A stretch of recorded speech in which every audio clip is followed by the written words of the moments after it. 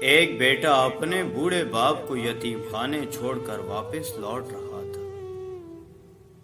اس کی بیوی نے اسے یہ یقینی بنانے کے لیے فون کیا کہ والد تہوار وغیرہ کی چھٹی میں بھی وہیں رہیں، گھر نہ چلے آیا کریں۔ بیٹا پلٹ کر گیا تو پتہ چلا اس کے والد یتیم خانے کے سربراہ کے ساتھ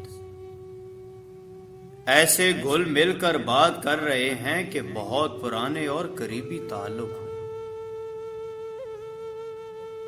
تبھی اس کے والد اپنے کمرے کا بندوبست دیکھنے کے لیے وہاں سے چلے گئے۔